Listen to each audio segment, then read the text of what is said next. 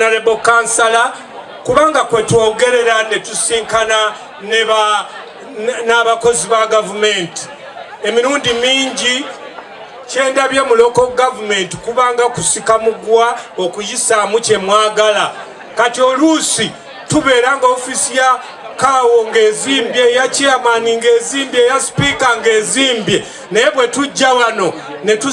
ne tuzina ku mazina awamu ffenna ne tumanya nti tulina obuweereza bwa kuweereza mukono kati ne tuyiga okwerabira ebirala byonna era maama Kaawo tweyongera okweyama ne bakansala bonna abali wano twagala tulabe nga mukono kati tukola bitugattako na bitwongerako era bakansala bano akama kekubye balinzi ogenda ku stade tour mangu sente zisule ku akawunti era watukoneddemu kati sente zikoleko mangu January tubenga tweyongerayo mu Arua n'eggulu omukono guleme kankana ebintu bisobole okutambula obulungi era mukono ejja kuwomera nga nange bwetandise okumpoomera n'olwekyo ekyo twagala abantu bano bakansala oluusi balina amaloboozi ge baagala okutuusa ku batekiniko naye twebaza batekiniko heads of department abasobodde okutegeera embeera mwe tukolera era ne mukolera wamu naffe njagala okubakubira omulanga ba heads of department abali wano nti district y'e Mukono erina enjawulo nze era bwe mbeera mu fora z'aba chairman ba district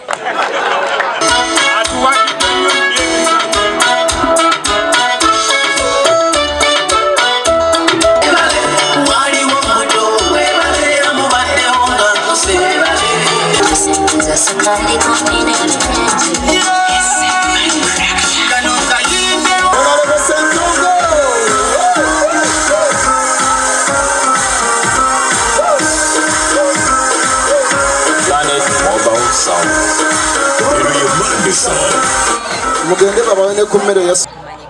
ekyali kya lunaku kya wiki ewedde olunaku luzalwa ate olunaku lwosajjo twali twatesa tubeereko mu community tubeereko kye tukola kubanga abazzayo ku community gye tutera okukoleramu emirimu tukola bulungi bwansi twamukolera kalagi nga twakola okuyonja era nako kwetabibwamu abakulembeze ab'enjawulo ku mitendera egy'enjawulo ku sub county ku town council y'e Nakifuma Naggalama naffe abakozi ba gavumenti ne bakama baffe aba district era nga kyatuyamba okwongera okutegeera obuzibu abantu babeeramu mu community eyo mu kitundu ekyo ekya Nakifuma Naggalama kati ate olwalwadde ne pate yaffe pate bigamba yebaddeyo ku ntikko tekibadde akanyomero kaffe ak'oku ntikko nga bwe ŋŋambye tulaba nga tubeerako awamu tusanyukira wamu olw'emirimu gye tukoze omwaka ogenda okuggwako 2029 era nga bwe tukoze olwaleero tutaddewo n'okusiima abakozi abaali bakola emirimu gyabwe ne bawummuzibwa tubasiimye olw'emirimu gye baakola ne tubawa ne certificates era bangi basanyuse nnyo babadde tebakisuubira aye tusiima ne bannaffe aba development partners oba ab'emirimu gyennakyewa abatuyamba ennyo okutuyamba ku mirimu gye tukola tuba tetusobodde kutuusa ssente oba buweereza bo ne batuyambako abo nabo tubarecognize abakoze obulungi ennyo emirimu mu bitongole ebyenjawulo ogamba ng'ebyenjigiriza ebyobulamu n'ebirala byonna nabo ne tubasiima ne tusiima n'abantu betukyali nabo abakozi baffe aba gavumenti betukyali nabo abakola ebirungi eriyo bwe tuba tukola emirimu eri abasukkuluma ku balala olwekyo abasukkuluma ku banaku tubawadde certificate oba tubasiimye olw'emirimu gye bakola okwongera okubazzaamu amaanyi okukola obulungi era nga bulijjo ate n'okubanga n'okuteekamu omutima ogukola eri abalala batafunye certificate olunaku olwo nabo bakoleki bafune certificate tubasiime olw'emirimu emu gye bayinza okuba nga basinziza ku balala okukola obulungi. Mama Kaawo owaliwo kye tulabye ensangi zino we lwaliro musiimye abakozi abasinga naye tulabye mu malwaliro gammwe ne mu masomero abamu ku basomesa beesuuliddeyo gwa nagamba kati gwe nga kyo nga Kaawo nga olwaliro gamba nti musiima bano abo ate mubagamba ki mulinayo ekyokubakolera abatakoze bunaabwe bwabwe ekirungi nti ate ne district service commission yaffe weeri abantu abatakola bulungi mirimu gyabwe tutera obbakangavula mu ngeri ezitegerekeka ezalandibwa amateeka gatutwala tetubikira batakola bulungi era abatakola bulungi tubakwatako olwokuba ne komishoni weeri etuyambako netumala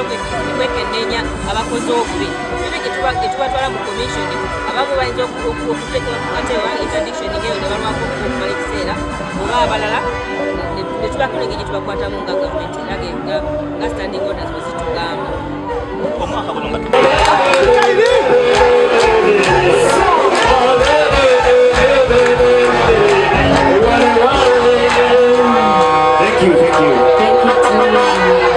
Are you having fun? Check out fun. Together, let's go. Let me hear you say.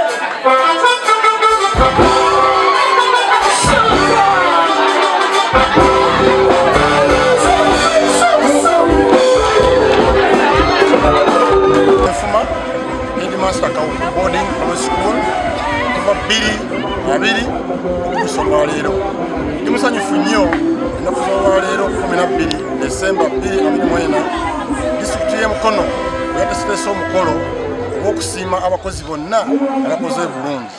nga nze Kawunga Frederick nze omu ku bo nze nno ekinsiimisizza olw'okuba nti mwaka ku mwaka mbadde nga mpeesa disitulikiti ekitiibwa n'abaana ba P7 bakola PLE bakola ddala bulungi nnyo munaddala omwaka oguwedde 2023 watula abaana kyanamba 3 bonna ne bafuna first grade nefuna 100% first grade ekinsiimisiza naye nze ng'omu ndi musanyufu nnyo nebaza Katonda olw'ekyo nebaza disitulikiti olw'okundabawo era mbadde mbategeeza bannange nti ngenda kuddayo nkolere ddala nnyo saati kino sikituuseeko nze ng'omu wabula tulina teamwork ku ground yakaku boarding kolagana n'abasomesa bange ne staff abalala batayina mu kibiina okulabika nti tutuuka ku buwanguzi buli mwaka.